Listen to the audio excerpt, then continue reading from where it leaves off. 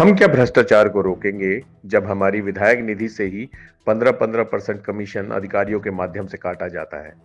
तो हम क्या ईमानदारी की बात कर सकते हैं? आप हमारी विधायक निधि से पहले ही कमीशन काट के उन्हें दीजिए, फिर विधायक निधि हमें आवंटित कीजिए।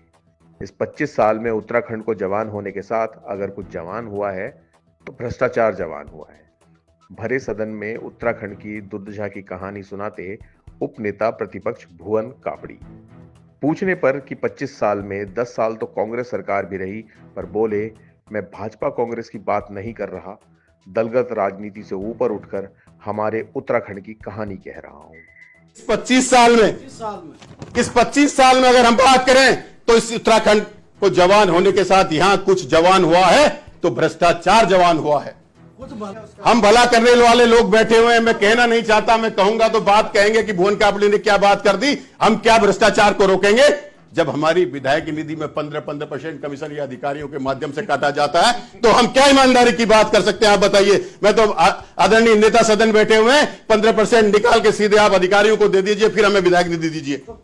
मैं आपसे सब जानते हैं, मैं कड़वे शब्द बोल रहा हूं, लेकिन ये सच्चाई है। और जब तक हम सच्चाई नहीं स्वीकारेंगे तब तक इस प्रदेश का भला नहीं होने वाला, ये प्रदेश आगे नहीं जाने वाला। आज कल ही की घटना है, प्रोटोकॉल मंत्री जी से मैं कह रहा था कि अधिकारी किसी भी जनप्रतिनिधि की बात को सुनने को तैयार नहीं है, फोन उठाने को तैयार नहीं है। क्यों इतने अधिकारी बेलगाम हो गए?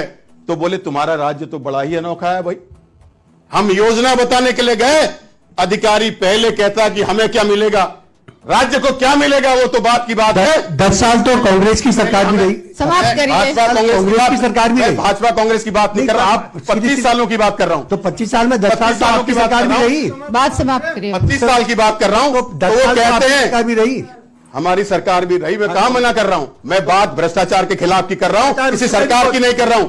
मैं किसी सरकार की बात नहीं कर रहा, मैं भ्रष्टाचार के खिलाफ की बात कर रहा हूं।